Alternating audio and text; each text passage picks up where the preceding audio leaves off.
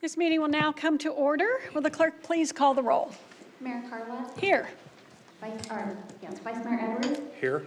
Councilmember Binsbacher. Here. Councilmember Patena. Here. Councilmember Hunt. Here. And Councilmember Dunn. Here. Thank you. Good evening and welcome to the Peoria City Council special meeting of January 4th, 2022. We have one item on our study session agenda this evening, and it is education updates. And I will turn it over to our city manager, Jeff Tyne, to begin. Great, thank you. I very much appreciate the conversation today. Should be very fun. We kept it very vague by saying education updates, but in reality, this is primarily an information-based update on all of the different partnerships that we have with our different education partners and the collaborations have gone through. We've had numerous conversations, the City Council, and just great discussions on the importance of positioning Peoria's youth and young adults toward success. And that comes through a number of different avenues. Of course, a high quality education, creating experiences and growth opportunities, and also ensuring that we provide the essential support and human service support to all Peoria families. And so in doing that, of course, requires the partnership of a number of different stakeholders. But beyond that, we also know that enriching the lives of our families is one aspect, but we also have the interest of having a qualified, informed, educated workforce here in the Peoria community that will help us achieve our sustainable economic growth as well. What's the key to our success? Well, we'll talk about that today, but certainly what we've always understood is a collaboration with our K through 12 systems, but it's also about cultivating the partnerships with our higher education partners, of which we'll be hearing about that today.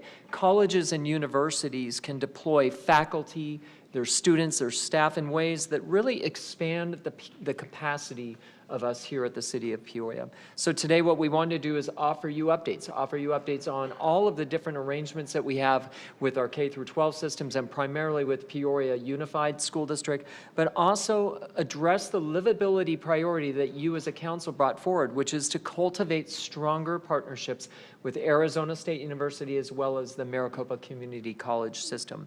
One quick note that I did want to mention for education to our audience. Education is so important here in the state. It takes such priority that it actually has an entirely different government system that it works with. And it's an entire government system that you'll see through our K through 12 and our higher education systems.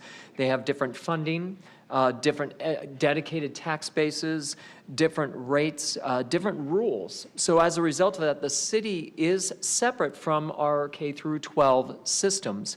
What does that mean? The key then is if you're going to work in these partnerships, if we're going to address and overcome some of these legal and structural hurdles that you get, it means really having constant communication with our partners. And so we'll talk a little bit about that and why we really want to make sure that we improve on that communication today. I'll first pass it over to Eric Strunk, our Deputy City Manager, who will make some very key introductions. So thank you. Thank you, Mr. Tyne. Thank you, Mayor and Council. We're pretty excited to be here today to talk to you about not only what we've accomplished at the local level, our primary educational relations, but also with our secondary, our institutions of higher education. In addition to our close-knit relationship with the Peoria Unified Schools District, and we have been partners with that district for a number of years. I went back and looked at the current list of intergovernmental agreements, and it goes back 20 years, and I know it was good 10, 15 years before that as well. But in addition to that unique relationship that's evolved over the years, we've also recently experienced additional success in fostering many professional relationships with students, faculty, and staff of the Arizona State University.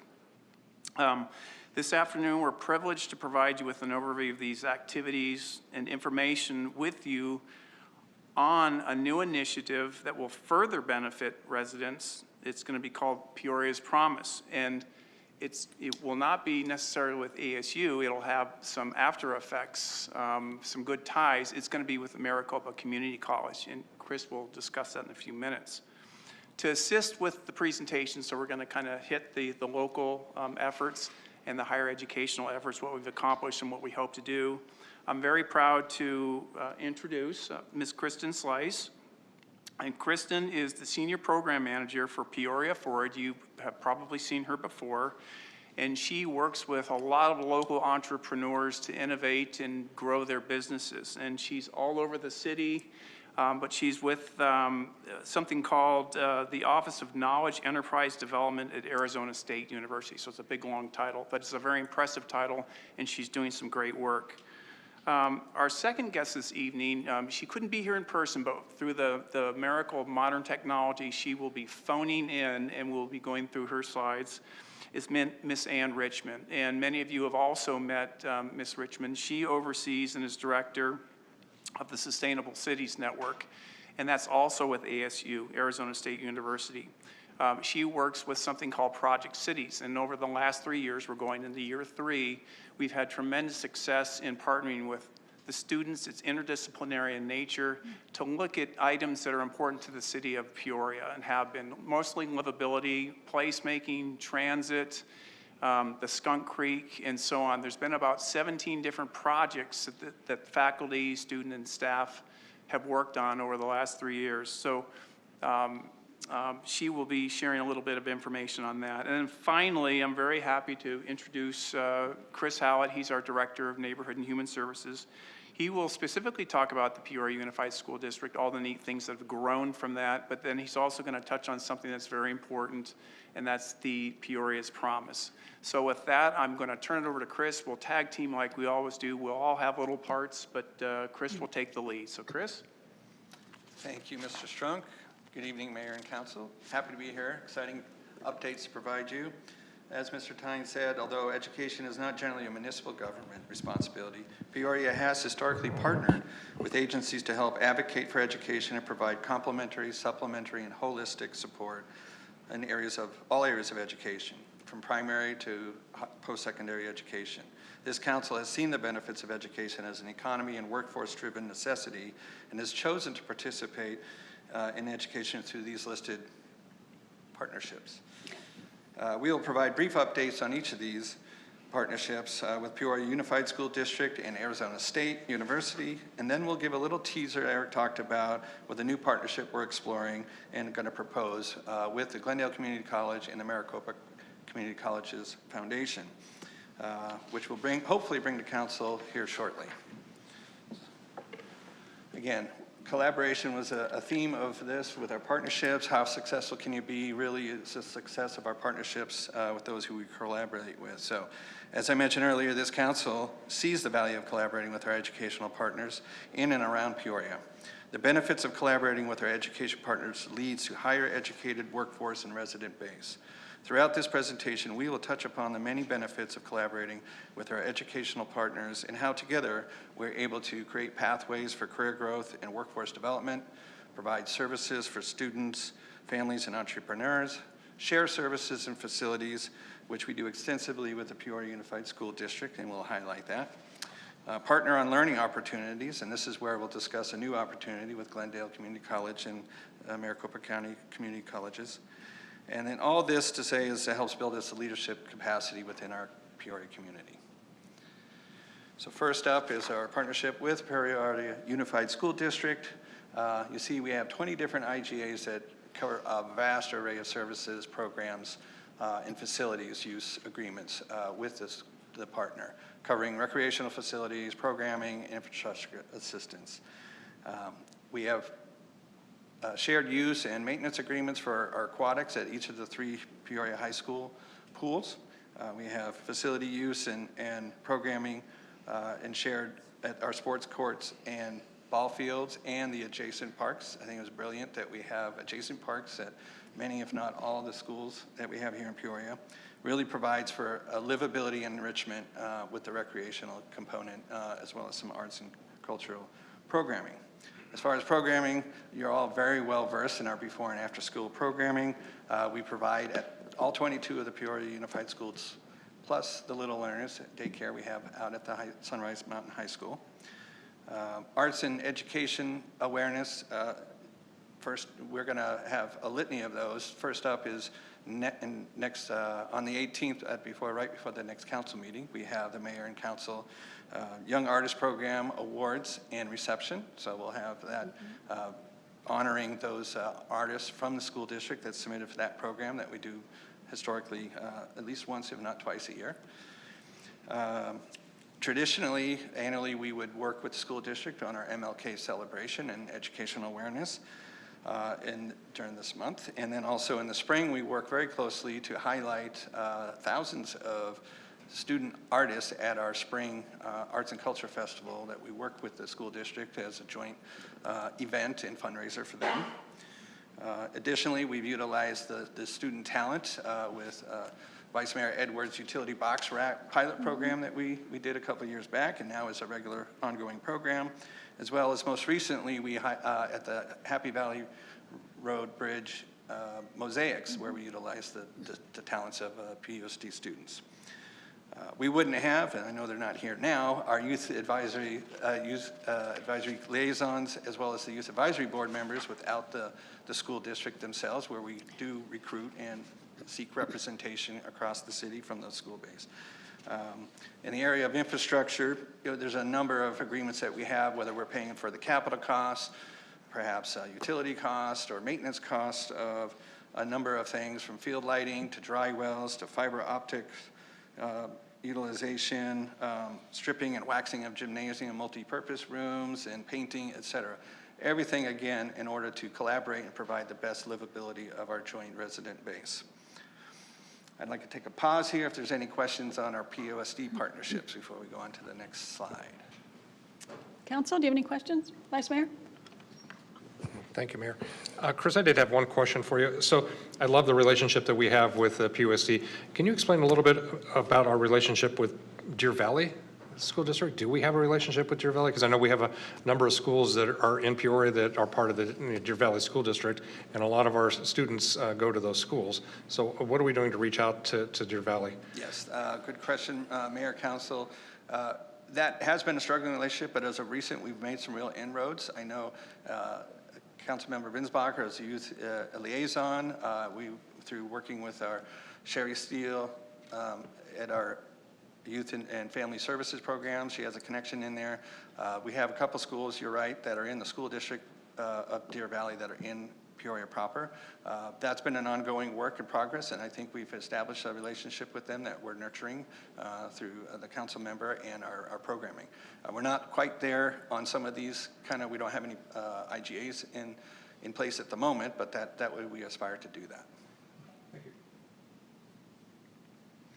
All right, our next few updates are from real commitments this council has made to partners who prepare students for the new education economy by providing a springboard sense of opportunity, access to resources, and employers such as the city of Peoria, all helping to drive economic development and workforce development.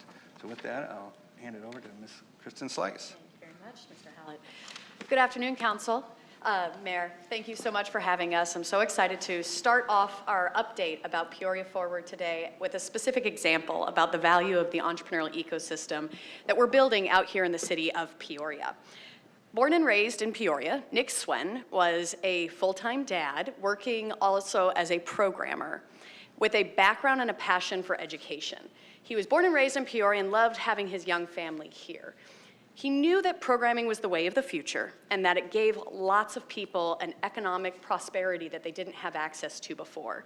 And as an educator, he also saw there was opportunity that not everybody had access to the type of education and training required to become a programmer. So Nick was living in North Peoria, and 4 years ago, he attended a workshop at the Sunrise Branch Library from Peoria Forward titled, "Moving Your Side Hustle to a Thriving Venture." The next week, Nick stopped his full-time job to pursue Permino Tech. Since then, Nick has been one of the 18 high-growth founders that has been building his venture in North Peoria. And Permino Tech is thriving. He has now expanded his team to over 20 team members. In addition, he is now running programming boot camps across the country to give access to programming education, partnering with over 23 different community colleges. Recently, Permino Tech closed close to $900,000 worth of investment capital to be able to grow and scale his Peoria-based high-growth business. Nick Swen did not just attend some workshop. He became part of the entrepreneurial ecosystem that Peoria Forward is building in your city. Nick not only gets his knowledge and skills by having great mentors and learning through workshops. He actually hones them by giving back to the community. Nick has served for the last 4 years on our Pitch In committee, helping other entrepreneurs find their voice. He and the entire Permino Tech team regularly volunteer at the Peoria Unified School District to help inspire education around innovation and technology. In addition, he has now taught several programs at the library with his very successful no-code workshops. While the ecosystem provided Permino Tech with the opportunity and resources that it's needed to grow, the entire community has benefited from Permino Tech's active contribution back to this community. And that is the multiplier effect of an entrepreneurial ecosystem. As many of you know, we've been working for the last 4 years through strategic partnership with my team, the J. Orrin, and you abbreviated my title. I'm not going to give the full one, but it's a lengthy one, right? So I'm part of the J. Orrin Edson Entrepreneurship and Innovation Institute at Arizona State University, in strategic partnership with the city of Peoria to build the entrepreneurial ecosystem out here in the West Valley and accelerate economic development. We're very excited to talk a little bit about some of the work that we have been doing. We started off our partnership, as you can see, 4 years ago, with a comprehensive assessment of what was happening out here in the West Valley. We found limited data, some feedback, few entrepreneurial programs, but low engagement and in general a siloed population. We used the data and feedback from this assessment, plus gathered national and global best practices on how to help a community thrive, to create key recommendations that have served as a foundation for the last 4 years. In the last 4 years, we have created over 205 opportunities, training, catalyst pilots, and opportunities for connection amongst the Peoria community and innovators and entrepreneurs. In addition, we have worked with 18 high-growth ventures to be able to create direct economic impact in our community.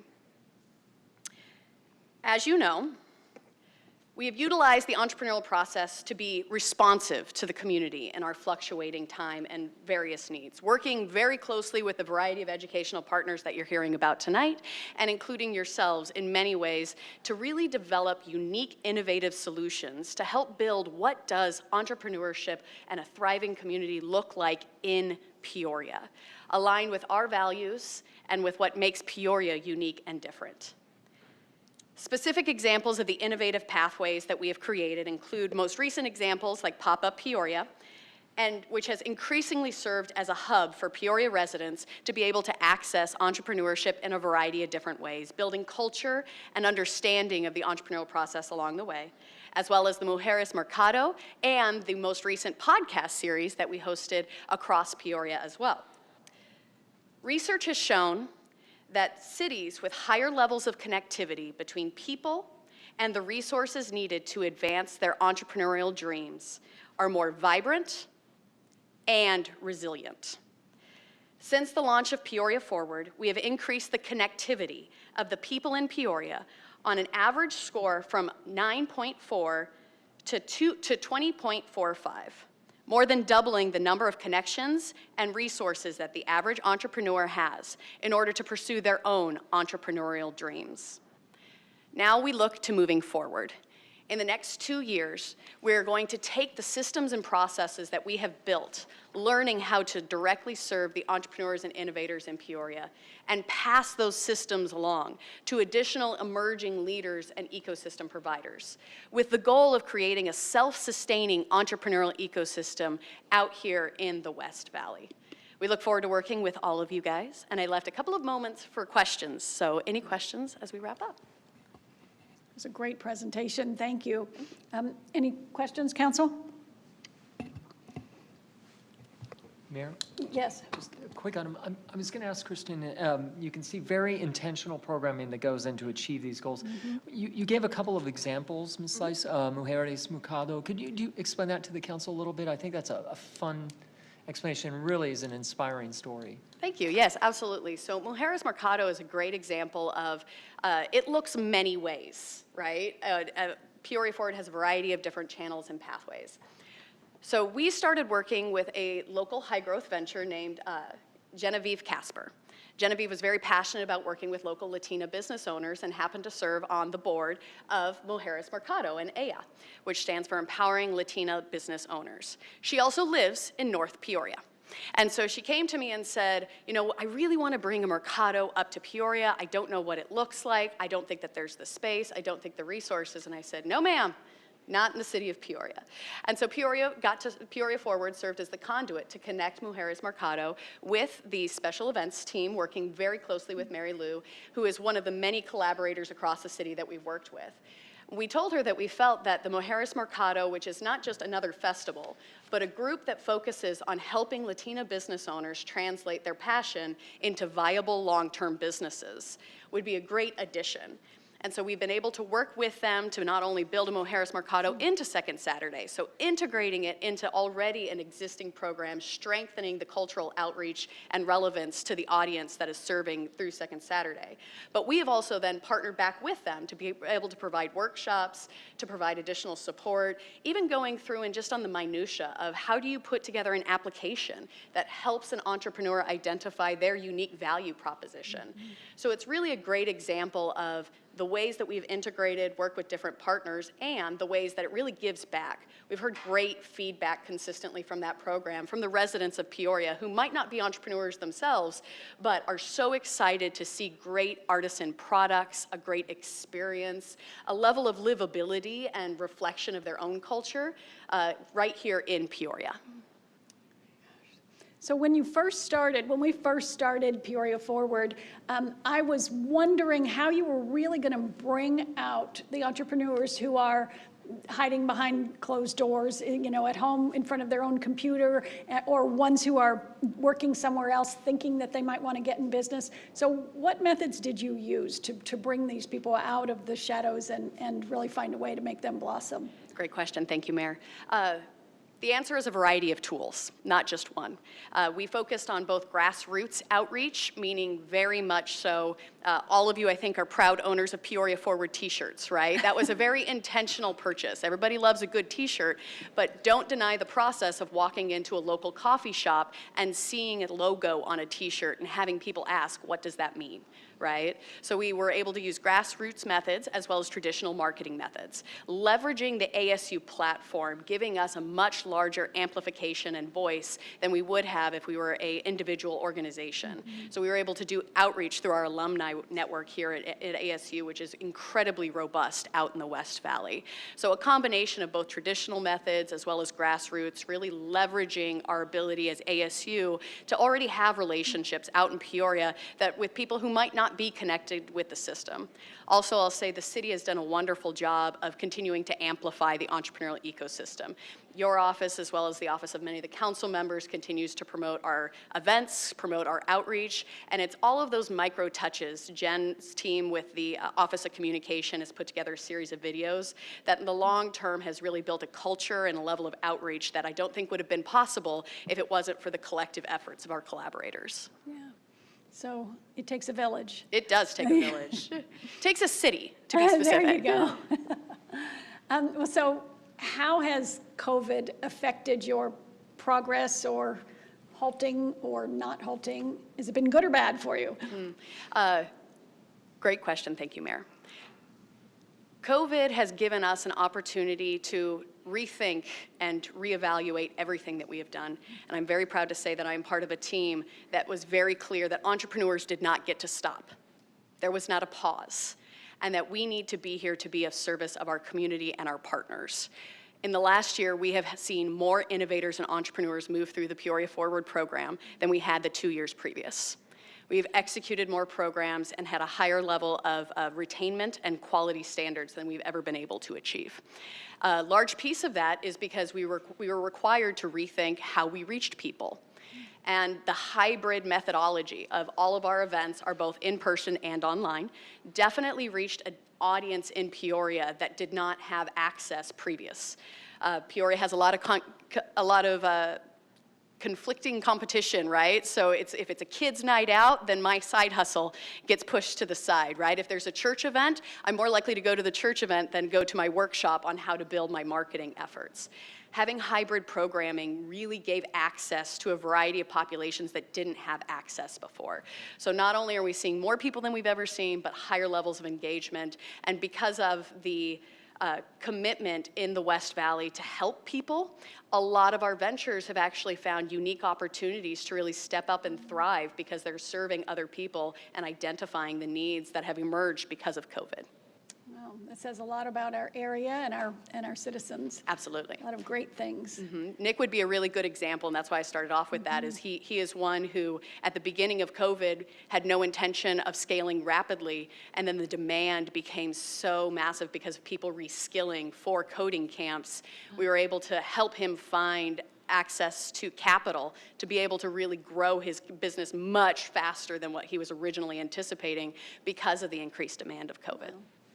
That's a great story. Thank you. Thank you for that. Council, do you have any other questions or comments?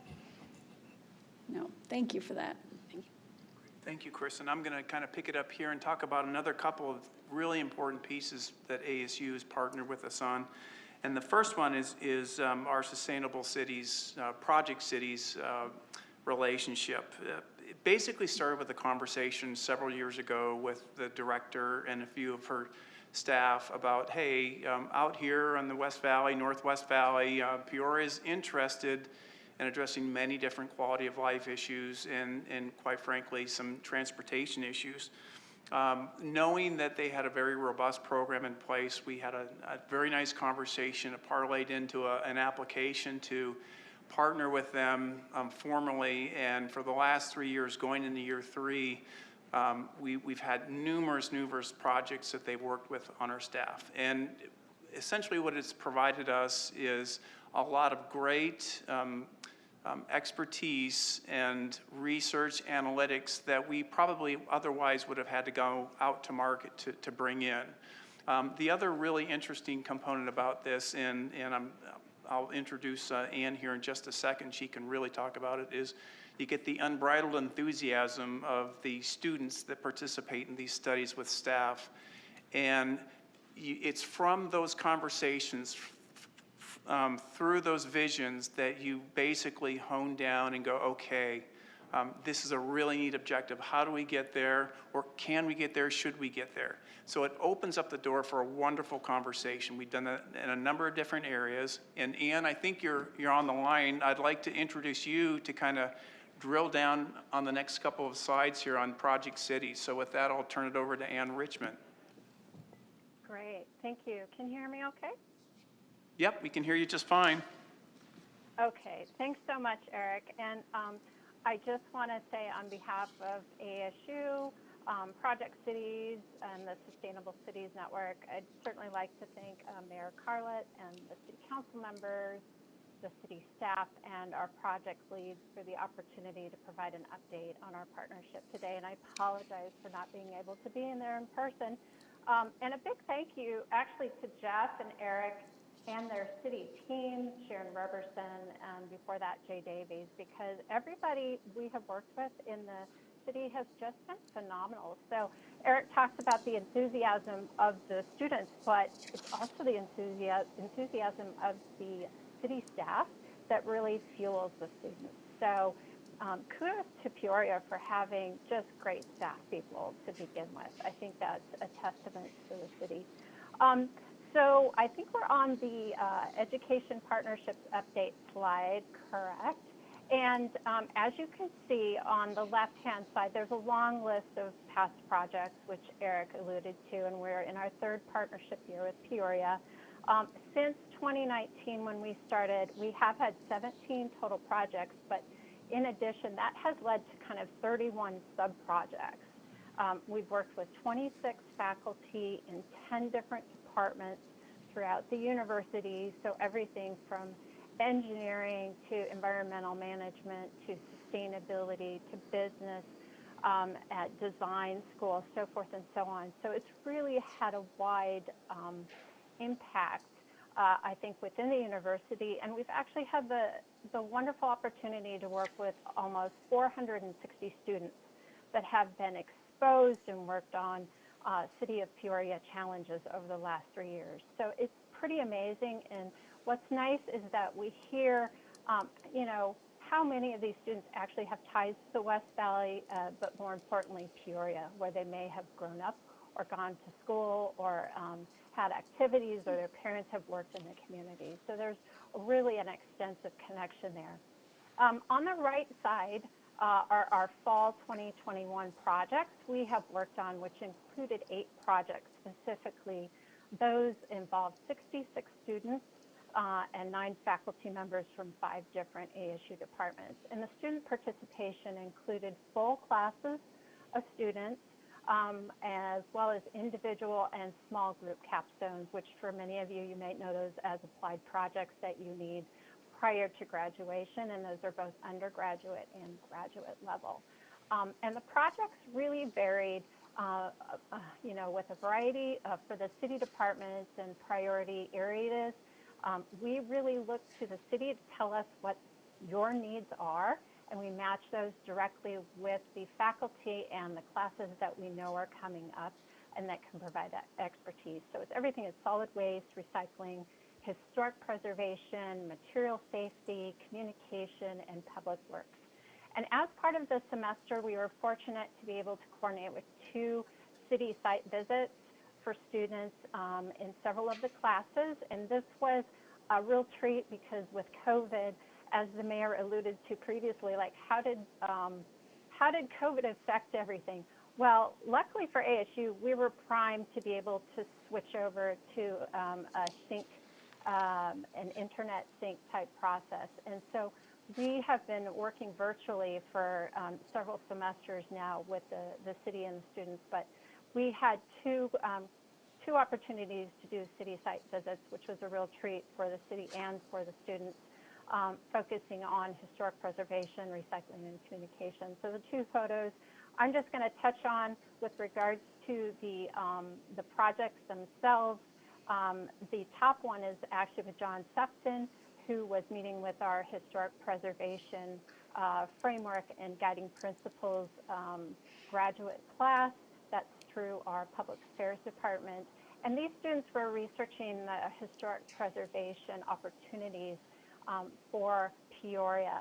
They were creating case studies of peer communities and the strategies that they used to elevate their historic preservation. They did a SWOT analysis.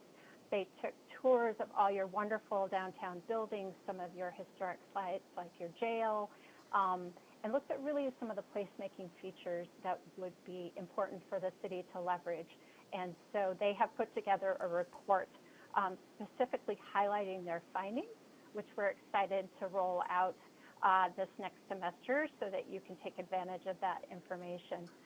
The next picture underneath is of Aaron Red, who is in the Solid Waste Department, along with Jay Davies. And we have Rhonda Humble and Becky Borkes that worked with the students in Al Brown's environmental resource management class.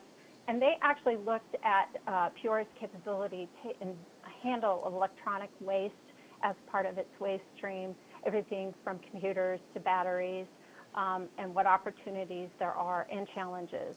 As part of that same class, there is a biomass gasification group that also look at opportunities for using organic waste to create a feedstock in the form of gas, and what that would require technically, and then also the benefit to the city for looking at that as an opportunity. It's very, very technical, and it was actually quite a joy to read these reports because the students really got knee-deep in a lot of the details. And it's going to be interesting to see how the city takes this information. As one of these outcomes, we did a Project Cities student presentation showcase on the 1st of December, where the students did their presentations, were available for questions with the city staff. And now that the semester is closed, we've taken all of those student reports, and our staff is starting to synthesize them into the final formal reports that we will turn over to Jeff and Eric and all of the city project leads, you as council, and of course the mayor. So you can take that information and use it in your planning to go forward. We are planning for our spring semester, which of course for many of you, you know that our semester starts on Monday, the 10th. And so what's in store for Project Cities We've got a lot. We've got 2 projects from the fall that are continuing on in the spring. One of our projects, which was community engagement for hard-to-reach audiences. We had one class in the fall that actually collected data via an online omnibus survey, which Sharon Roberson helped us coordinate. And that class has taken that information and handed it over to a graduate class for research methods that are going to be analyzing the information and then taking it and making specific recommendations to the city on how to handle and approach reaching those hard-to-reach audiences, which I think will be very helpful. We also have our Dark Skies Ordinance study, which was a really deep report you'll find when it comes out on the benefits and process for Peoria investigating becoming a dark skies community. There are some unique benefits, particularly with your proximity to Lake Pleasant. And so we're looking at identifying an implementation plan and cost analysis, which would help Peoria take that next step to doing, becoming a certified community. There's a fine glass recycling project that will be taking place with Al Brannigan and a graduate student, and then we have some other projects out on the floor for our faculty that have either been proposed by the faculty or by the city, and that includes participatory budgeting, which I think would be fascinating for Peoria. We have First Peoples Preservation Project, which comes from John Sefton and is related to the Historic Preservation Project. Also, water-related policy opportunities, tiered water rates, and then electric fleet vehicles in Peoria. So to conclude, we're really looking forward to a productive spring semester with the city, and given the situation with COVID, Project Cities will remain flexible in meeting formats with students, faculty, and of course with city staff, so we can accommodate as many meeting opportunities as we possibly can. And as mentioned, we are starting on our summary reports for the fall, and so we will look forward to getting those over to you as soon as possible. I just want to say how much we appreciate the opportunity to partner with Peoria. You have just been a stellar community for us, and the student capacity we hope will bring value in years to come in some of your different departments and projects. And so with that, I will close, and I'm happy to answer any questions. Well, first of all, thank you very much for a great presentation that, I'm shocked it was so wonderful with you not even being in this room. So kudos to that. If you could go back one slide, I don't know who's in charge of that. Safe battery storage in residential areas is a huge topic. We know what happens with battery storage in commercial facilities. We've seen that firsthand in a very explosive way. But everybody's getting solar panels, and now we have these in all residential areas, and there's no way to keep track of them at this point. And our firefighters are at risk of having the same kind of issues that we had in commercial facilities now in residential facilities. And it's quite a large danger and quite a large risk. So this is going to be one of the subjects that the students take on as a project in this fall semester, correct? Or it has finished? It has finished, and so it was a capstone project where we had one student under the direction of faculty that was researching those options and doing the analysis for it. So it has been finished. The student has graduated, I'm glad to say, and so we should have that information available come probably mid-spring as part of the report. I would be really interested in seeing the results of that. And thank you so much for taking on subjects that are so timely and necessary. These are things that we would have to pay consultants a large amount of money for. And so having this information to begin us trying to solve these kinds of problems is a really, really important facet of what we can do as a community to help our residents move into the future. It's a really big deal, so thank you so very much. Yeah, thank you, Mayor. And I just want to say that I think as part of the research community, it's really important for us to listen to you as a community, as staff members, to find out what your immediate needs are. Because there are lots of solutions out there, but if you don't customize and localize it to the appropriate level, it's meaningless. And so it's really important for us to listen to what the needs of the community are and then match those with the students.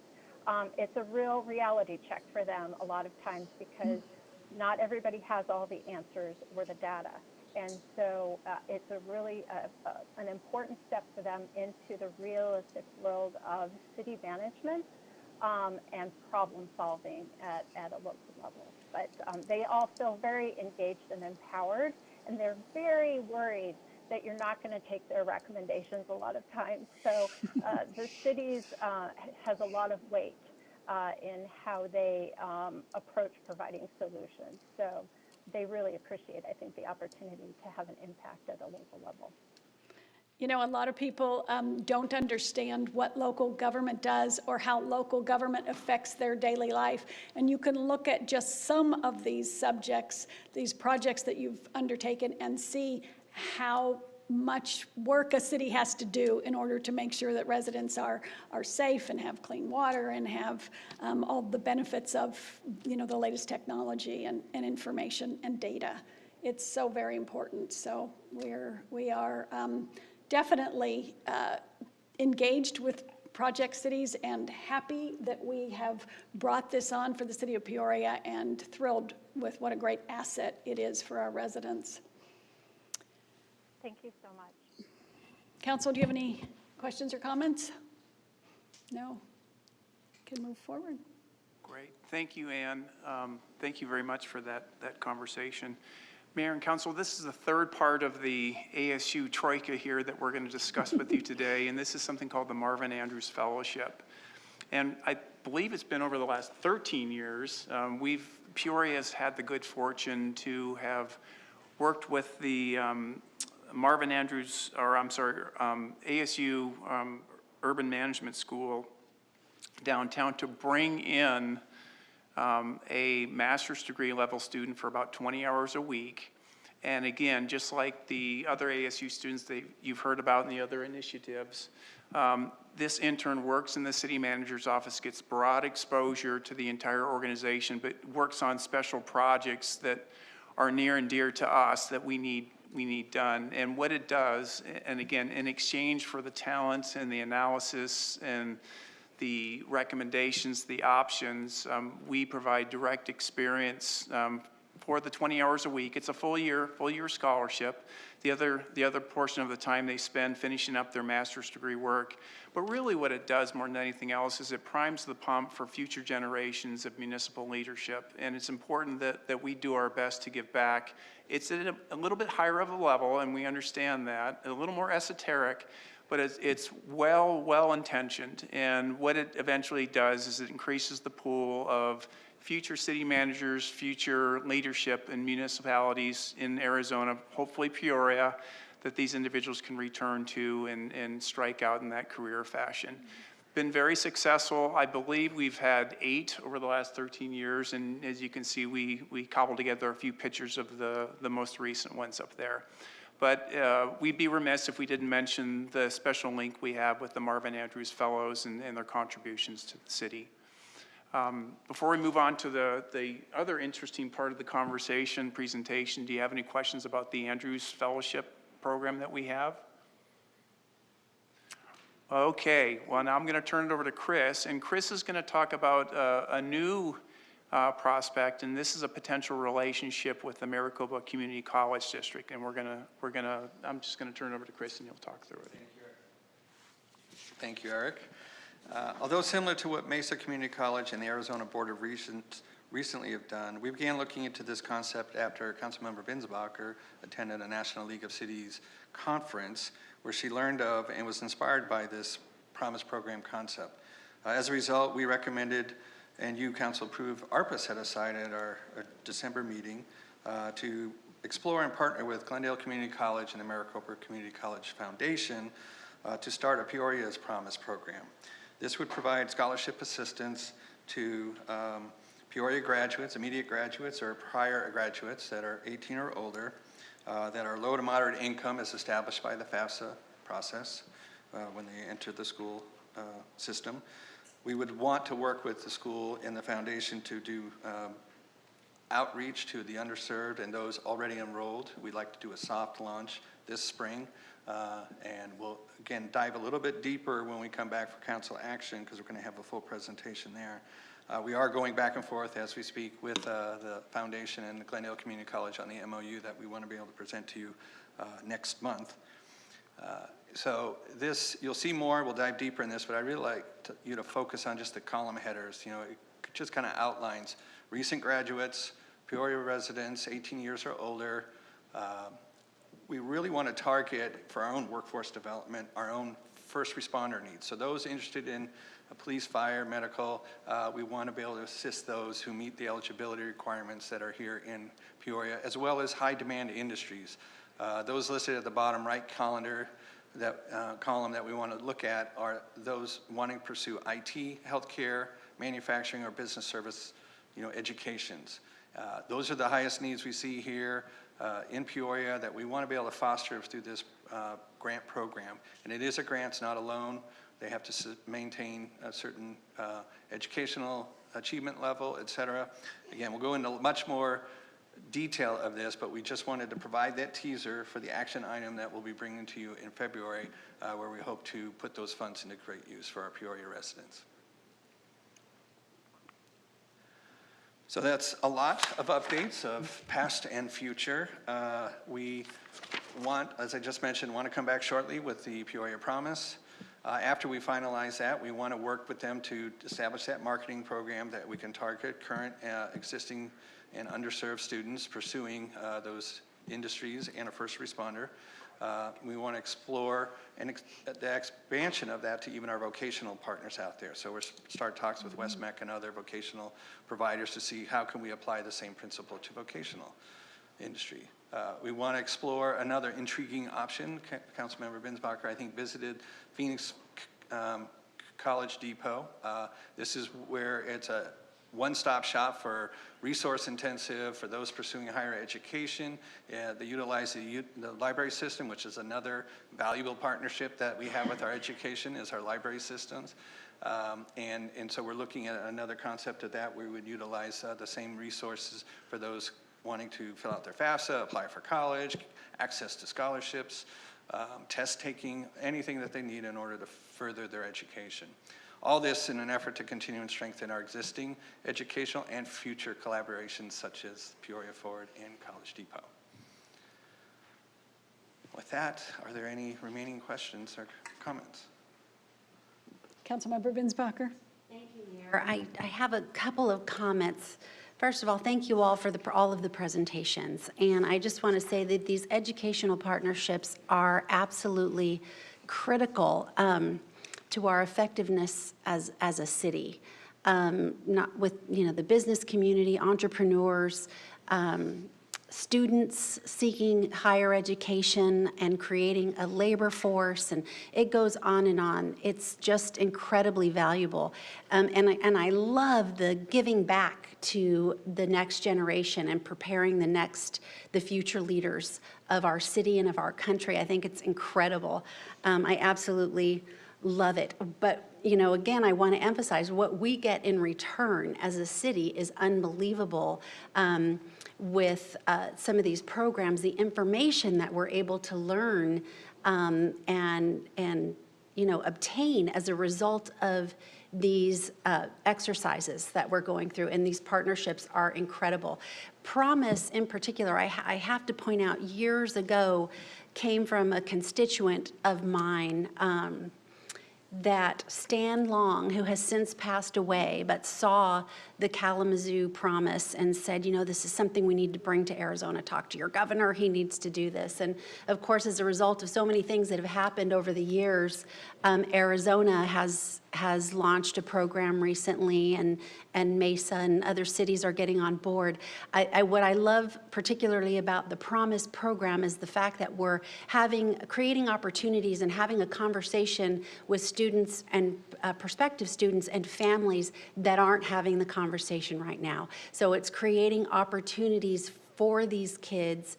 They're making a commitment, and they're talking about higher education that they would otherwise never even know was available to them. And again, the trickle-down effect of that is unbelievable. So all of these presentations have been fantastic. I'm so proud of all of the partnerships and the amazing work that's being done. And I will continue to share all the opportunities as much as possible so that people in our city and around our city know what's available to them. Thank you all so much. Thank you, Mayor. Thank you. Any other comments or questions? All right, seeing none. Thank you very much. Those were very valuable presentations. Thank you. Thank you. Thank you. That's all we have for our presentation. With that, we are adjourned until our 6 p.m. meeting.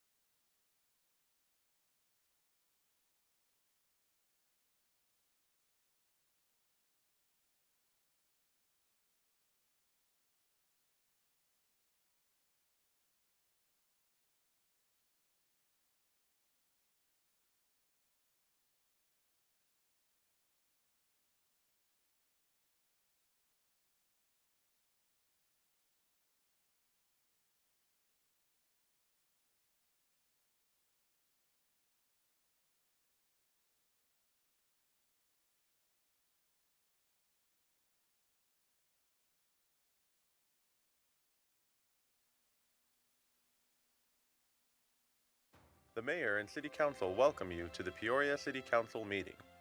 As a courtesy to others, please silence all phones. If you would like to address an issue that is on the agenda, or if you would like to speak to the council regarding a non-agenda item, please complete a speaker request form, which can be found in the front lobby of the Peoria City Council chambers or in the tray to the left of the speaker's podium. Please place the completed speaker request form in the second tray to the left of the speaker's podium labeled Request to Speak.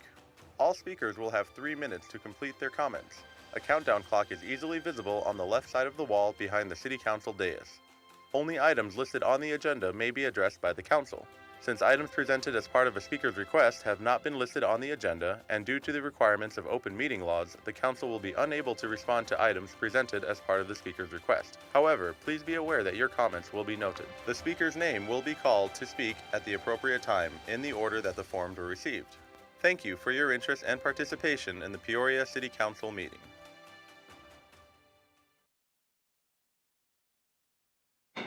Peoria City Council meeting will now come to order. Please rise for a moment of quiet reflection and the Pledge of Allegiance led by Councilmember Dunn.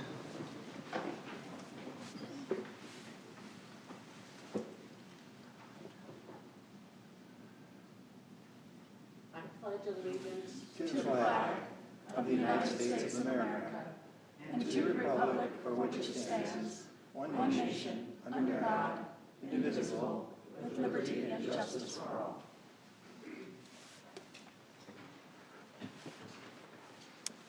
Thank you. The clerk will please call the roll.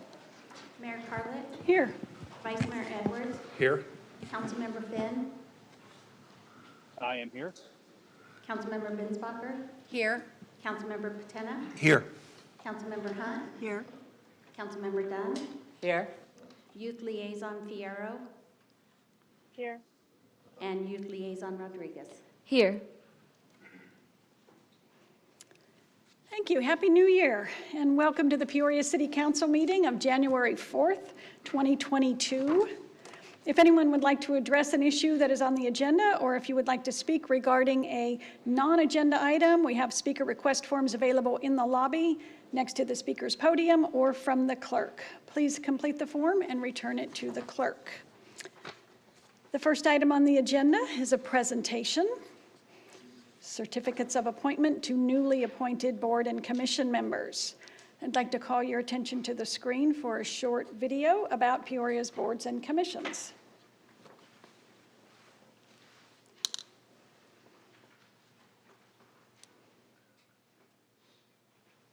The City of Peoria is proud to have 21 different boards and commissions, ranging from arts and culture to economic development to planning and zoning. They're made up of residents and business leaders who bring a wealth of personal and professional experience and who generously volunteer their time, energy, and wisdom to our community. These members meet on a regular basis, deliberating and collaborating on various projects and issues of importance for the benefit of all Peoria residents.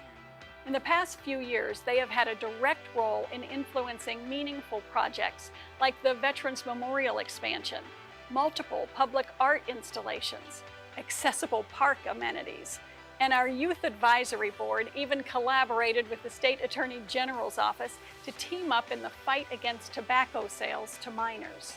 As we welcome new volunteers into this exceptional group of people, I want you to know how much we appreciate your willingness to share your time and expertise with our city. On behalf of the City of Peoria and the Peoria City Council, I want to express our gratitude and appreciation. Your service makes a difference. It's an honor to have you working alongside us as we shape our finest future. And I would like to introduce Councilmember Bill Patena of the Council Subcommittee for Boards and Commissions to give out our awards. Thank you, Mayor. On behalf of the City of Peoria, I'd like to welcome all the new members to the boards and commissions. And so when I call your name, will you please come down and receive your plaque and take a photo?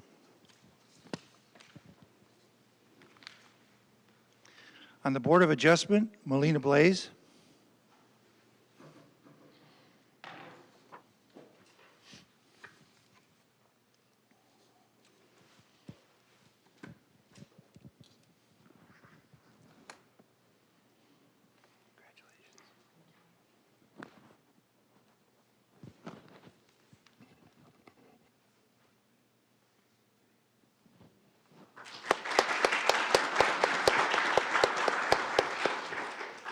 For the Industrial Development Authority, Andrea Johnson.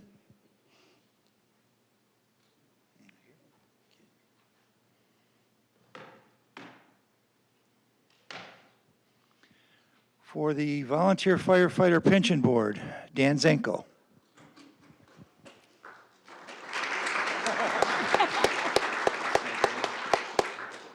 Congratulations. Good to see you again.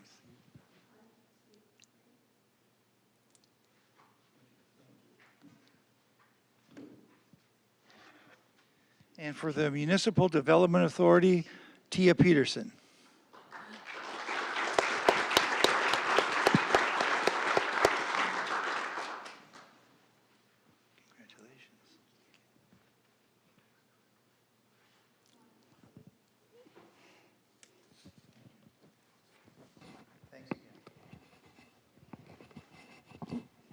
Thank you all for volunteering, and we just appreciate your time and your efforts so much. Welcome. All right, so this is the final call to submit speaker request forms. If anyone would like to address an issue that is on the agenda, or if you would like to speak to an issue that is a non-agenda item, we have speaker request forms available, and if you fill one out and return it to the clerk, you will be recognized at the appropriate time. We will now move on to the consent agenda. All items listed on the consent agenda are considered to be routine or have been previously reviewed and/or discussed by the City Council and will be enacted by one motion. There will be no separate discussion of these items. If the presiding officer receives a timely notice of a request for removal, an item may be removed from the consent agenda for consideration on the regular agenda. Additionally, tonight's consent agenda includes items posted as a public hearing. If there is any member of the public present who would like to address a public hearing on the consent agenda, please complete a speaker request form and return it to the bin or to the clerk. And this item will be removed from consent and heard during the regular agenda. So I have not received any requests to speak to the public hearing. Council, are there any items that you would like to address on the consent agenda? Seeing none, do I have a motion on consent? We have a motion and a second. Council, please vote.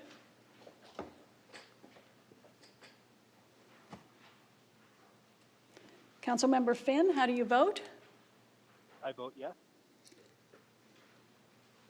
I only have Councilmember Patina's vote. Everybody vote again.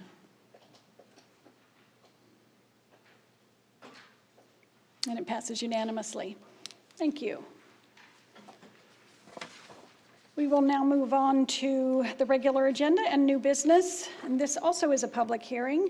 Annexation, Rovey Farms, 83rd Avenue and Northern Avenue. Staff report, Mr. Tyne? Great, thank you. And yes, again, this is a public hearing only. No council action will be taken. And I'll pass this over to Mr. Chris Hawkes, our planning director, to speak to this item. Great. Well, thank you, Jeff, and good evening, Mayor and Council. Happy New Year. This item tonight, 19R, this is a proposed annexation. In fact, this is the largest annexation the city has seen in some years, but it's a proposed annexation of about 204 acres of land indicated in blue on the screen. So the boundary is roughly on the western side, 83rd Avenue, on the southern side, Northern Avenue, which is our boundary with Glendale. On the northern side, Butler Road, and on the eastern boundary, roughly 77th Avenue or so.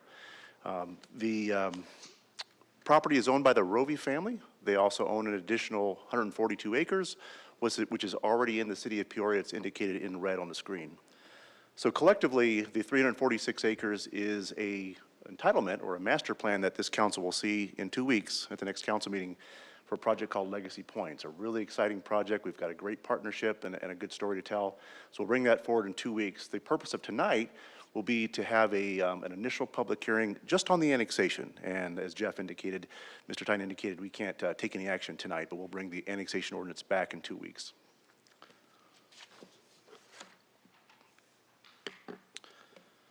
As I indicated, the annexation area, the entire 346 acres is owned by the Rovey family. They have a long-standing dairy and agricultural operations on the property. As you'll hear in a couple weeks, those operations will continue with Legacy Point, but they'll be phased out over time as the project develops. So what I thought I'd do here is just provide you a little preview of what Legacy Point will be so you can see how it all fits together. There's going to be a number of cases and actions that you'll see in 2 weeks.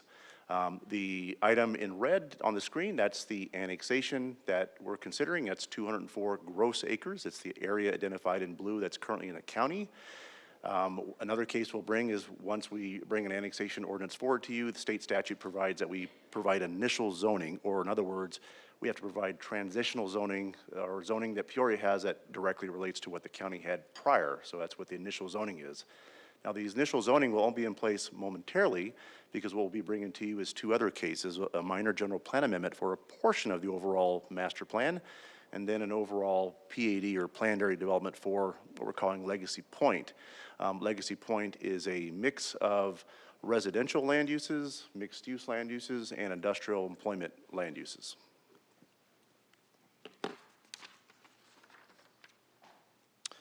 We've been working with the applicant, the Roby family, and the partnership of Shea Homes and Van Trust Real Estate on the entitlement.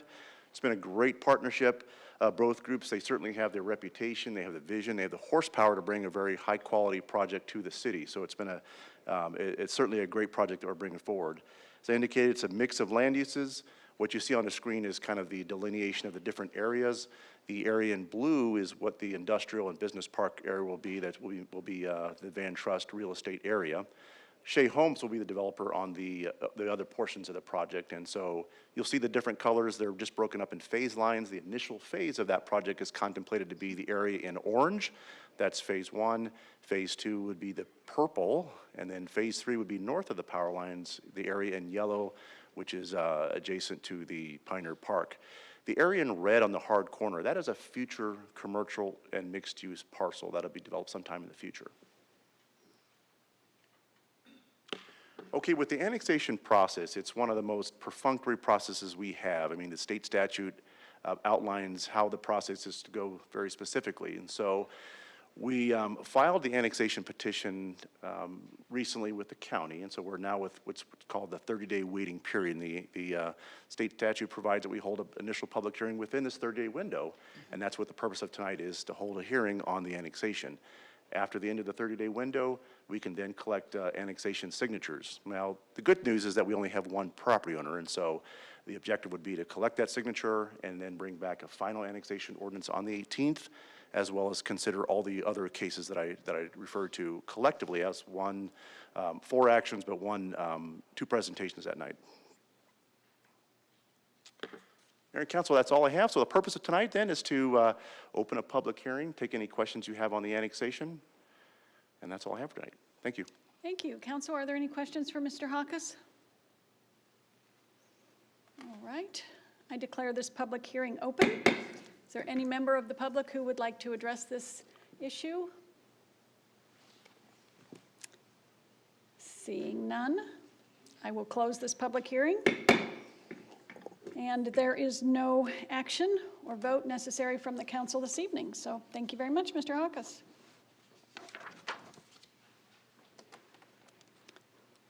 The next item on the agenda is 20R. This is election of vice mayor. Pursuant to Article 2, Section 8 of the Peoria City Charter, the City Council shall designate one of its members as vice mayor, who shall serve in such capacity at the pleasure of the council. The vice mayor shall perform the duties of the mayor during his or her absence or disability. Vice mayors have previously been elected to serve either 1 or 2-year terms. At the January 5th, 2021 City Council meeting, Councilmember John Edwards was elected as vice mayor to a 1-year term. An election for a new vice mayor and the establishment of his term length is necessary. The procedure for nomination and election for vice mayor is: City Council will first establish the term length by a motion and a vote. Subsequently, the mayor will open the floor for nominations. The mayor will then state which the council members have been nominated, and the council will vote by ballot, which will be verbally recorded by the city clerk. Council, may I have a motion on a proposed term for the vice mayor? Mayor, I'd like to propose a 1-year term for the vice mayor. Thank you. Do we have a second? Second. We have a motion and a second on 1 year. Would the council please vote?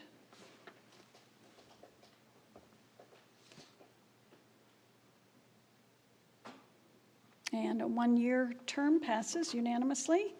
I will now open the floor for nominations for vice mayor. No second is required for this. Is there a nomination? Mayor, I'd like to nominate Councilmember Bill Patina. Thank you. There is no second necessary. Are there any other nominations? All right, seeing none, council, please vote on the nomination for Vice Mayor Bill Patina.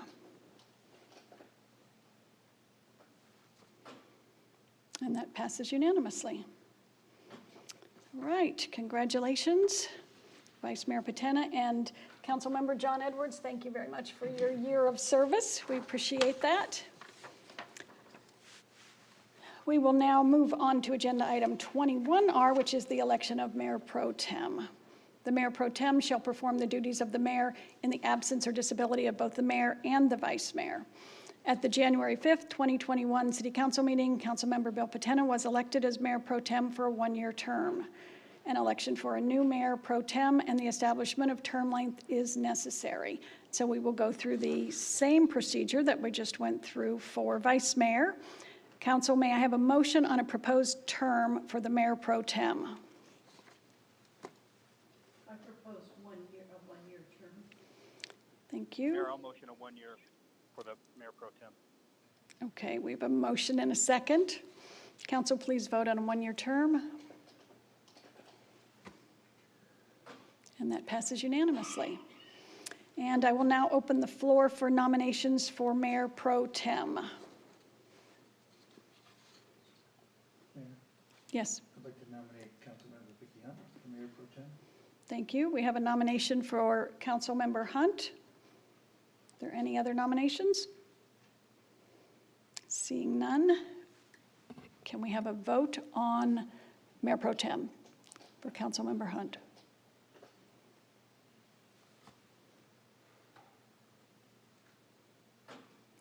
And it passes unanimously. Councilmember Finn? I am a yes. I thought so, thank you. All right. So, first of all, thank you, Councilmember Patina, for your term as Mayor Pro Tem, and congratulations to Councilmember Hunt. Well, that was painless. We will now move on to item 22R, fiscal year 2022 mid-year budget adjustments. Mr. Tyne. Thank you, Mayor and Council. As you may recall from the November study session, we discussed an interest in accelerating some budget items for your consideration. These items were identified as high priority budget requests as a result of different circumstances, but also as a result of the fortunate and rather extraordinary favorably fiscal condition that we have. As a result of that, I've asked our Chief Financial Officer, Kevin Burke, to lead us through some of the budget requests, and we will have staff here to present on some of those items for you. So I'll pass it to Mr. Burke. Thank you, Mayor, for your time. Mayor, Council, good evening. So we have as the city manager mentioned, was a continuation of our November 9th study session discussion, going more towards the actions. We have kind of 5 bullets on our agenda here this evening. We'll do a little bit of background just to connect us from the November meeting to the current meeting, and then we have presentations from each of the 4 departments with the proposals that we discussed or at least brought forward at the last meeting. So to that extent, let me just kind of talk from a background. If you remember, at the November 9th meeting, we did a review of both economic and financial actuals and its impact on our position today. In short, these reports place us in a very favorable financial position at the mid-year point of FY22. So those models still hold and the data still holds today. As just a refresher on that, I'll take us back through a couple of charts. For a city like Peoria, sales tax is one of our most important revenue sources, and we have seen some fantastic growth with local sales tax. In fact, FY20 grew by 7%, FY21 grew by over 14%. These exceeded our budgets. On the revenue side, you always get nervous when you hear the words exceed budget, but it's good on the revenue side, by $5 million in FY20 and by $21 million in FY21. So needless to say, it put us in a very healthy position. The other piece to keep in mind is sales tax benefits a number of different funds. Certainly we see it in our general fund, we see it in our half-cent sales tax, and it also affects statewide revenue on the sales tax that is shared back with the city there as well. So speaking of state, we're seeing a nice positive change in state shared revenue, primarily attributable to our growth in population and the related census data, census that captured that change.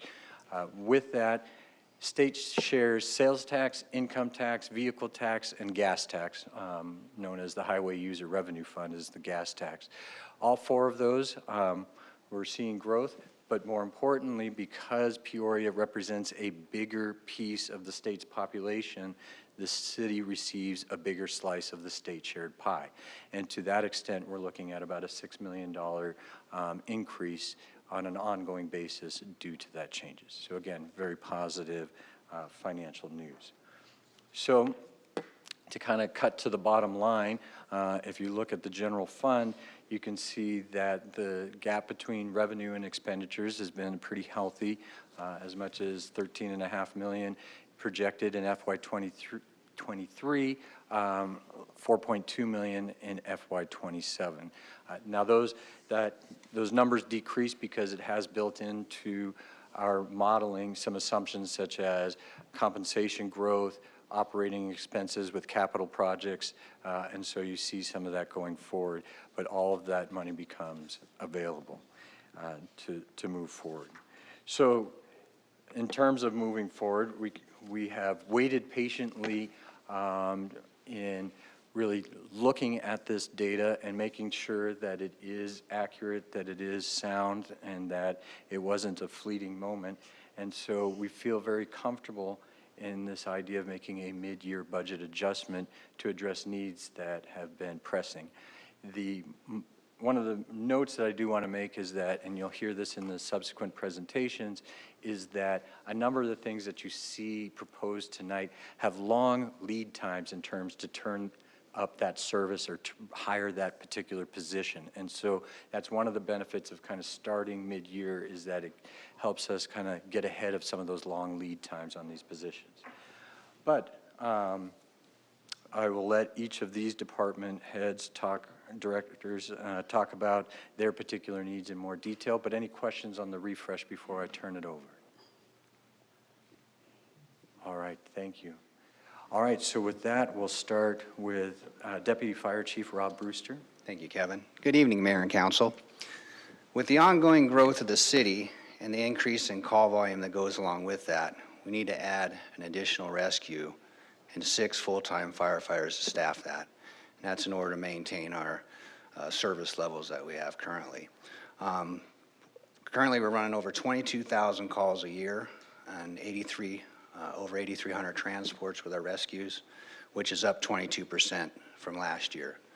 Now, this is a cost recovery service. We do have in-house billing. On that side of the house, we do have a need, which I'll turn it back over to Mr. Burke so he can expound on that. Thanks, Chief Brewster. Yeah, you'll notice the 4th bullet under the 6th ambulance. One of the aspects, obviously, is billing associated with the rescue and then collecting that bill.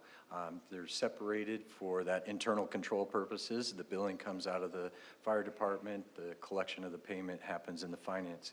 We have worked with a temporary medical biller that does the posting. We just are looking to convert that to a regular medical biller. So that actually requires an authorization by council to make that conversion. Other than that, I'll turn it back to the chief. Okay. So currently we have 56 positions that we need to staff daily and 7 rovers. Now, those rover positions are folks that are not assigned to a particular unit or a station. They basically fill in the gaps for vacation time, sick time, injuries, training, etc. So up until January 1 of this year, we allowed 5 people off for vacation time, which left us with 2 rovers to fill in any vacancies that occurred. Well, since January 1, with the size of our department and per our labor MOU, we needed to go to a 6th person off. And so that leaves us with 1 rover to fill in those vacancies. So what our goal is, if we can hire 9 additional rovers, 4 of them being captains, 1 engineer, and 4 firefighters, that'll give us a total of 10 rovers, It'll give us 2 captains per shift, 1 engineer per shift, and 7 firefighters per shift. And that will allow our folks to take that vacation time that they deserve. It'll prevent burnout, and it'll also reduce our overtime costs quite a bit. So in addition to the 9 rovers, we have 6 retirements coming up this year. And so with it taking 14 weeks to send folks to the academy, then they have 1 year probation, we'd like to try to hire these folks in advance to get them trained, get us ahead of the curve, and again, to offset some of those overtime costs and allow our folks to take vacation and prevent the burnout. Now, with the ambulance revenue and the overtime saving, there's a little bit of a cost to offset with that. So total of 21 FTEs, 1 rescue, and then the biller. So before I turn it over to Chief Miller, do you have any questions? Council? I know we had a pretty extensive conversation about this in November when we authorized this to move forward and come before us. So I guess I just have one question, and that is, with COVID, has there been a lot of absence? Have there been a lot of people who are out because they contracted COVID that we've had to replace? Yeah, Mayor Carlott, we've had our ups and downs with COVID. Currently, we have 9 folks out with COVID. So that has impacted our sick time a little bit, and moving forward, we don't know what that's going to look like, but we want to brace ourselves for that, so that's something that we take into consideration as well with the staffing. Unfortunate, but we thank you for everything that you're doing, being out there on the front lines. Thank you. Councilmember Binsbacher? Thank you, Mayor. Thank you, Mayor. I have a question. Mr. Burke mentioned long lead times with some of these. I'm just curious, has the lead time for a new rescue increased? How long does it take to actually get one up and running? Yes, it does, Councilmember Binsbacher. Yes, it's right now we're looking at least 8 months to get a rescue in, if not longer. So yeah, we're seeing quite a bit of delays with getting parts, and we're seeing that with our pumpers that we've ordered, our regular staff vehicles that we ordered, and everything's extending out. So that's something that we have to plan for as well moving forward. Yeah. Thank you. It's a long time. Council, any further discussion? All right, thank you. Very good. All right, our next presentation will be from the Police Department. I'll turn it over to Chief Art Miller. Good evening, Mayor and Council. Thanks for hearing me out tonight. I'm excited at the possibility of the approval of this mid-year budget.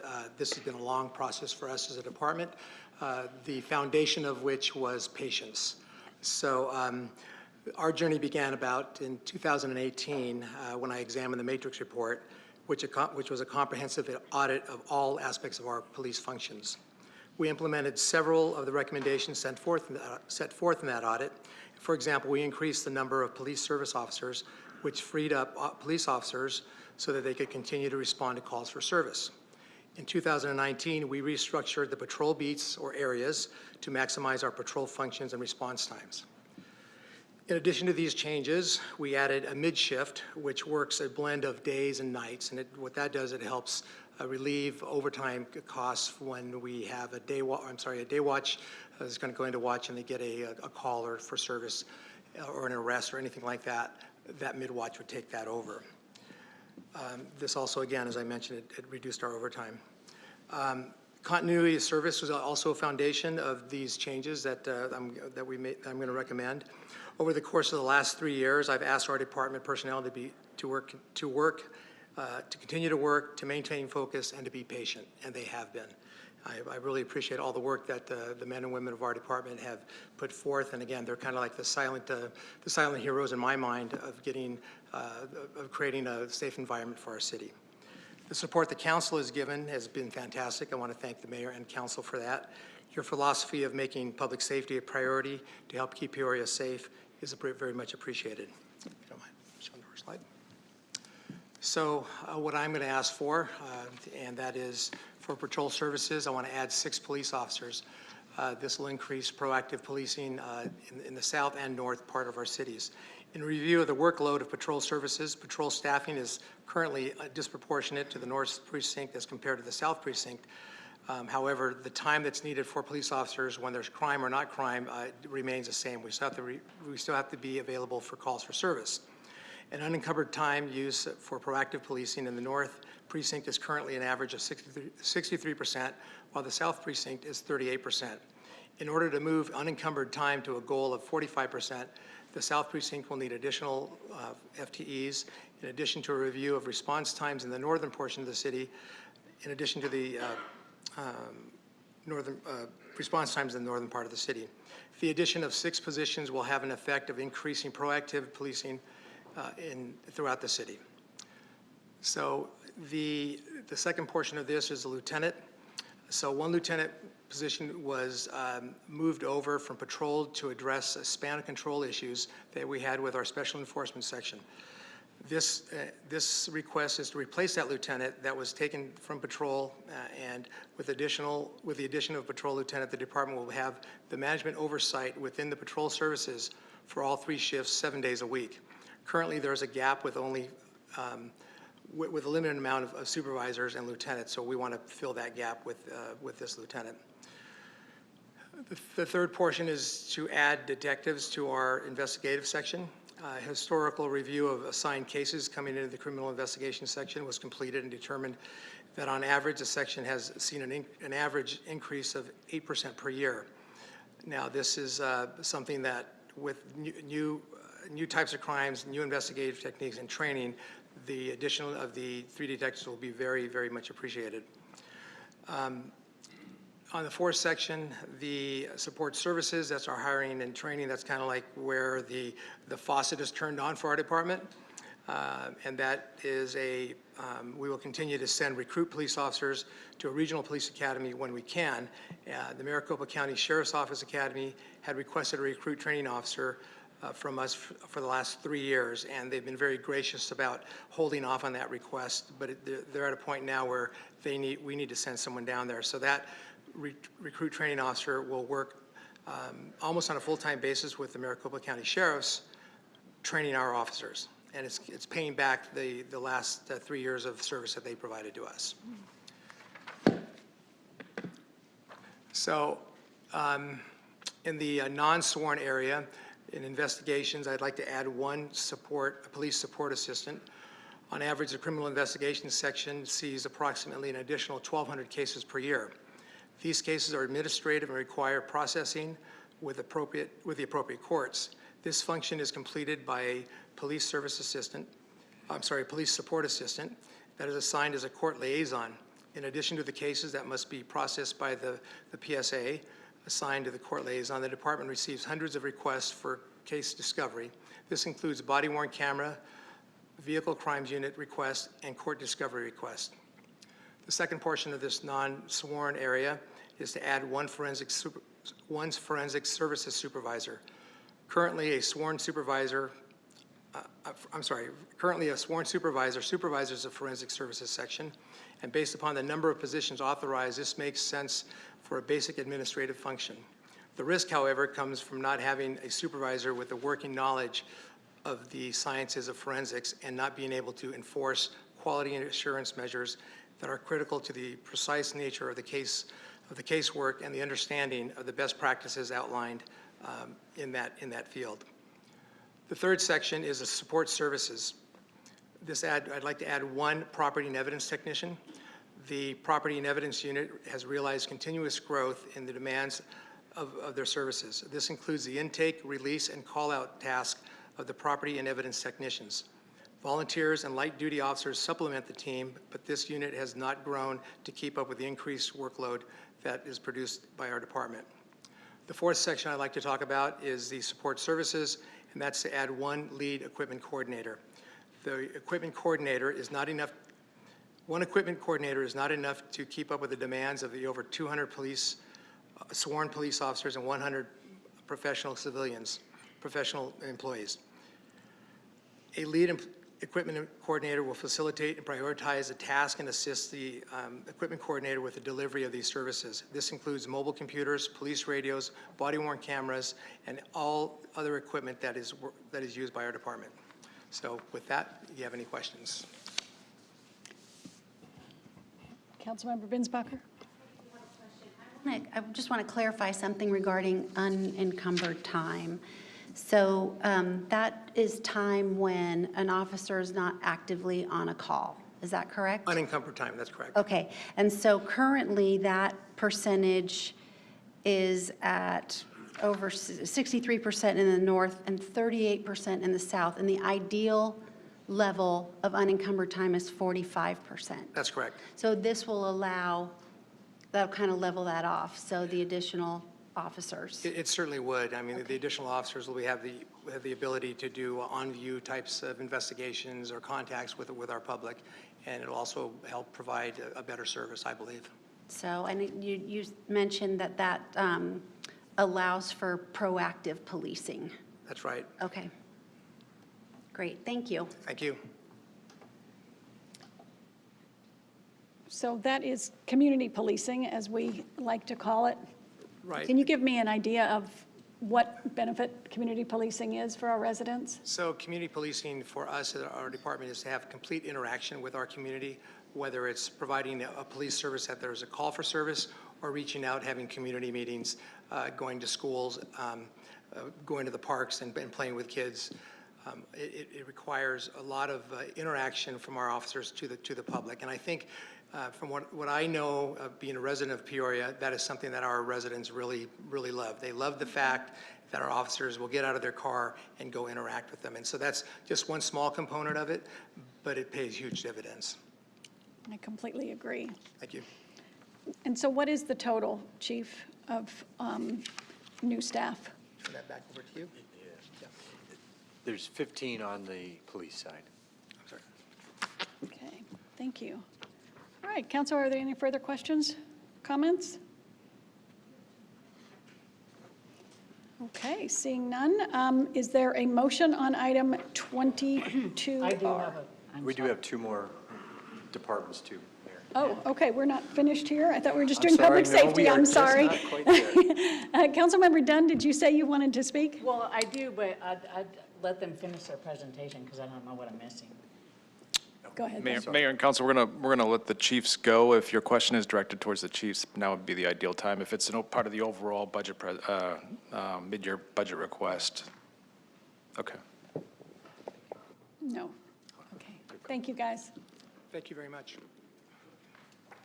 So while they're trading out, we will bring down our Development and Engineering Director, Adina Lund, as well as our Water Services Director, Kate Powers. So Ms. Lund has the first slide. Happy New Year, Mayor and Council. I'm happy to be here tonight to talk a little bit about my department. Development and Engineering has 67 full-time employees right now. We are asking for 3 additional employees and $50,000 in one-time money for contract review services. So the first position we are asking for is a transportation planning engineer. And this position would address the high volume of development, reviewing traffic impact analysis and striping plans. It also is a position that goes out to the schools to look at the Safe Route to School walking program and to look at the circulation. If you've been by a school lately, you know that there's many parents that are more than usual that are dropping off their kids, and we always have circulation questions from the community and from the principals. And also our neighborhood traffic issues. We have seen an increase in requests for speed humps, for four-way stops, for all sorts of new signs and new signals. So this is the group that addresses those issues. For the Site Development Department, we are requesting a civil engineer. By adding an additional civil engineer, that will allow more time for us to spend on the preliminary part of the projects, which we hear from developers, they would like us to address more things up front and earlier. So this would be addressing those pre-application meetings, zoning cases, site plans, preliminary plats. It also allows our reviewers more time to respond to phone calls from the owners and from the engineers. We are also asking for a residential field inspection supervisor. We have one right now that supervises 11 residential building inspectors, and 11 people for one supervisor is a lot to handle. And we do have a lot of interactions from the inspectors, from the owners, and from residents asking about their inspections, asking for clarifications, asking for code interpretations. So adding a second supervisor would really assist in being able to be responsive to these needs. Also for any time they need to go out into the field to look at something with their own eyes, because pictures don't always do it justice. and contract building plan review services. As you may have heard, we have had an issue filling our building plan reviewers. We've had 2 vacancies since February of last year.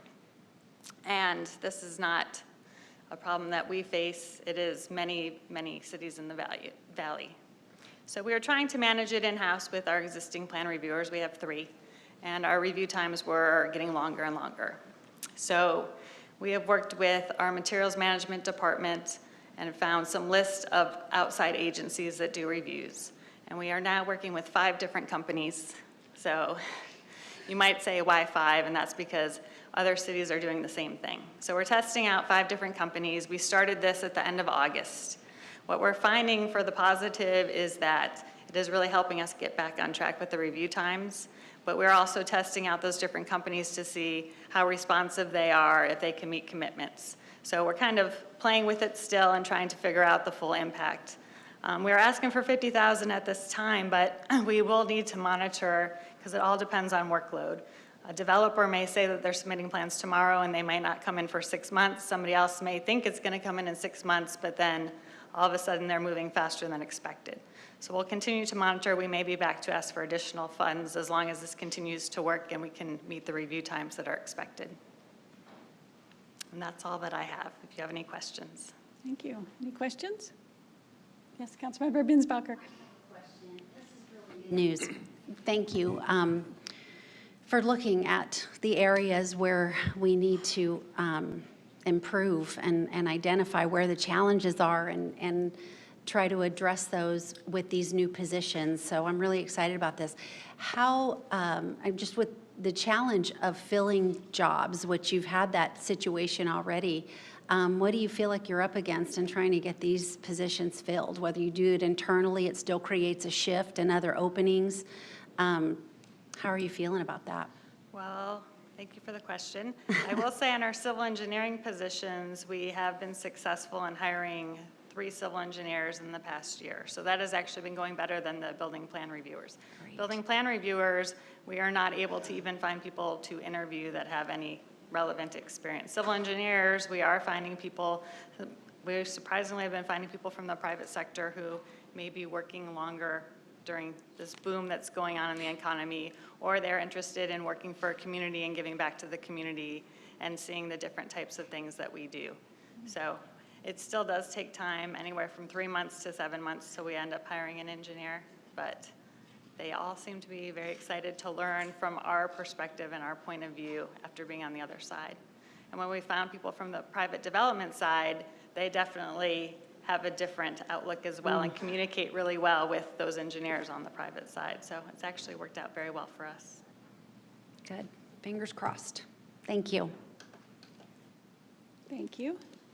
All right. So our last piece as far as the department, and then I have a little bit of slide after that, is Mr. Kate Powers from Water Services. However, I do need to own a typo that is my responsibility.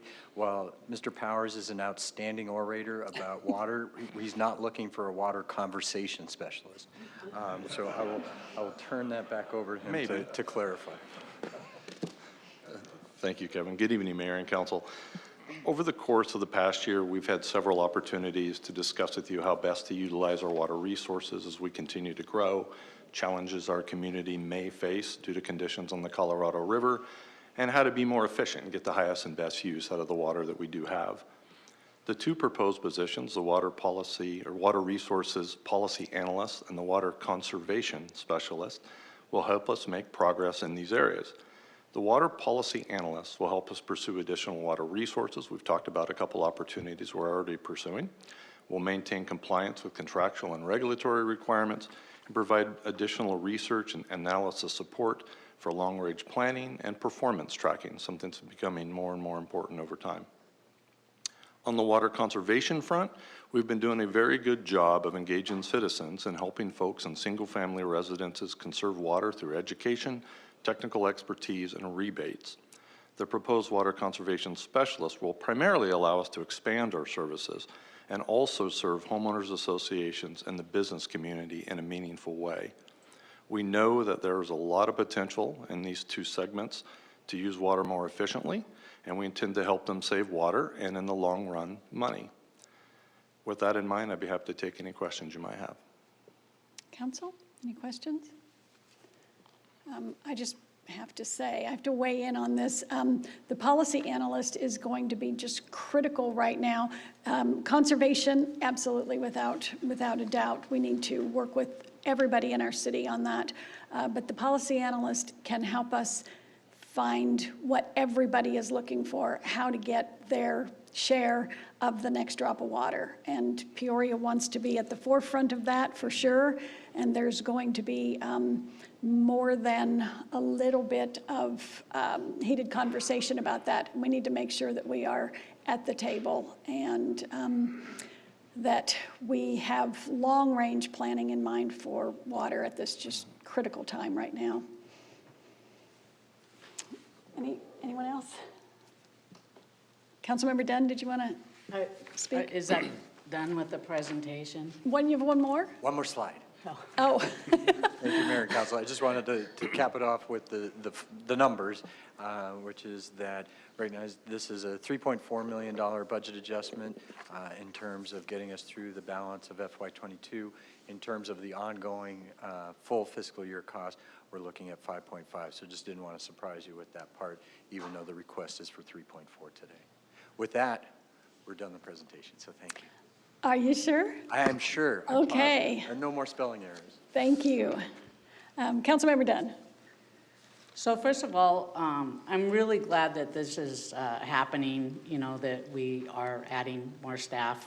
Police and fire, it's long overdue. And I've known for 10 years that our police and fire have been drastically understaffed and underfunded.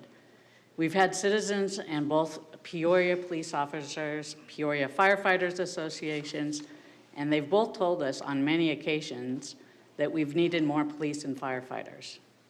My question is, why now? We just went through the budget process and no one saw a problem. And on June 15th, 2021, the budget was approved without significant increases to either police or fire. In fact, the comment was, we are fully staffed. I didn't say that. The mayor said it and the city management. They said, we're fully staffed. Clearly, we are not. It wasn't until August 17th, 2021, when Chief Miller and Deputy Chief Steele presented the council that there were issues with response times and the need for additional detectives. So what happened between the 2 short months of us approving the budget on June 15th and August 17th, 2021? Could it be because we're in the middle of a mayoral election race? I understand we're saying we have increased revenues and population increases, but this growth has been happening for over a decade. The reality is we've had a significant increase in revenue and population since 2012. These charts that staff prepared on November 9th shows that we've had a revenue that has been there all along. What hasn't been there is a priority. This vote is an acknowledgement of the council and city management's failure. So again, why now? I think we all know why. I will be voting for this much needed increase, but the reality is it's not enough. And with that, I would like to make a motion to approve this agenda item 22R. All right, we have a motion and a second. Is there any further discussion? I would like to address a little bit of this. For one thing, most of what you just said is not true. We have not been understaffed and underfunded for the last 10 years. You can't just say things from the dais and expect everyone to believe them. They need to be true. We just got our census numbers back. That's what happened between August and the budget. Those census numbers brought us an additional $6 million ongoing, and we are using it for public safety. It's appropriate, public safety as well as water and engineering. It is appropriate, it is timely, and in the city of Peoria, we like to wait until we know the money is there before we spend it. So since we have a motion and a second, council, please vote.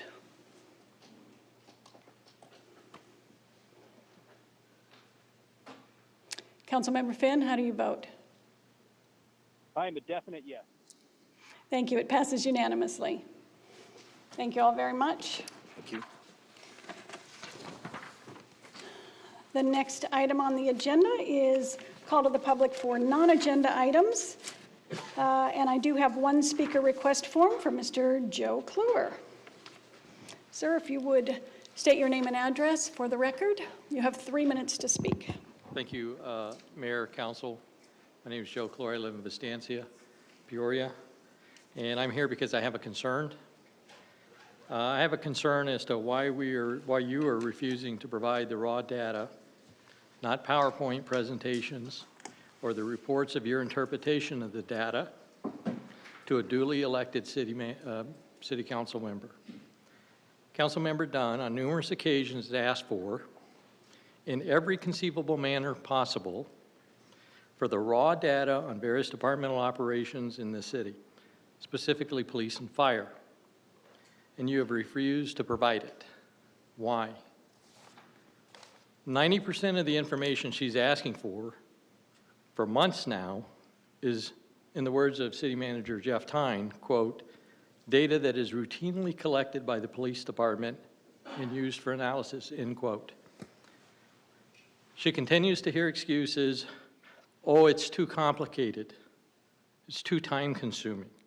Really? That's how we treat an elected official who has a duty to represent her constituents? In this day and age, we have computers that store all this data, and sitting next to that computer is a little black box, normally. And if you hit a few keys on the computer, it'll print it right out. It'll print that data right out, right then, just that quick. The data is public record and belongs to the taxpayers. For that reason alone, you should be immediately providing her that information. Is it because she's asking some hard questions that perhaps others on the council don't want asked? Is it because he who controls the information controls the narrative? This is becoming an issue of trust and transparency for this council. The more you resist her efforts to represent her constituents and do her job, the more people will ask why. I would implore you to cooperate with Councilmember Dunn, provide her with the data that she needs and is asking for and deserves as an elected representative. Thank you. Thank you. All right, we will now move on to reports from the city manager. Mr. Tyne? Great. Thank you, Mayor and Council. Just one item, wanted to go through the upcoming special events that we have. Some exciting ones and actually some ones that make us very cold when we watch it. So I'll have the video just quickly go through that.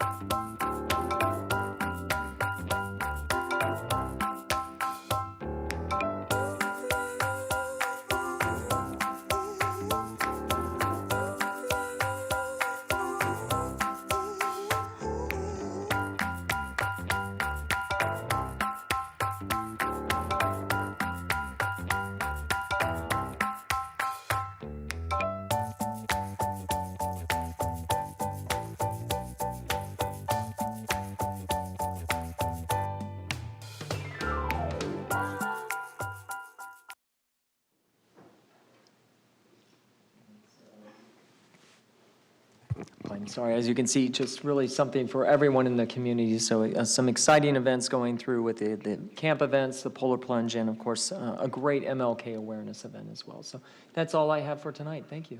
Thank you. And now I would like to ask if our council youth liaisons have any reports. I know we've been on break for a while. Is there anything that you would like to say? Council Youth Liaison Rodriguez, start with you. Thank you. Good evening, once again. I'd like to say some really remarkable things that's happened recently. One being that the board has put a canned food drive together and we raised 2,000 items.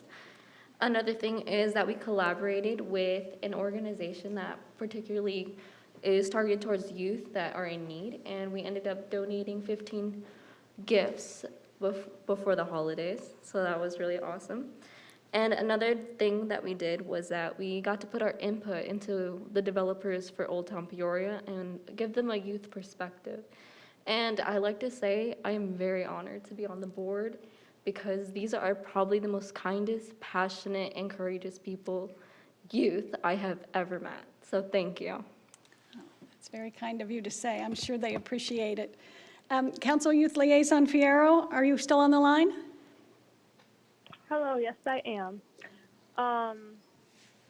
Like Savannah said, we had our winter retreat this past month, and it was a lot of fun.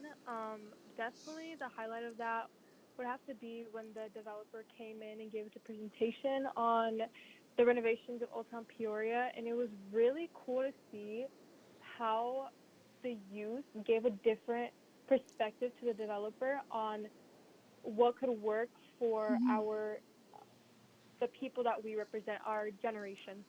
Not only that, we had a lot of fun exchanging gifts, and it was a blast. It was a lot of fun. All right, thank you. Good. I'm glad that we were able to get your input on that.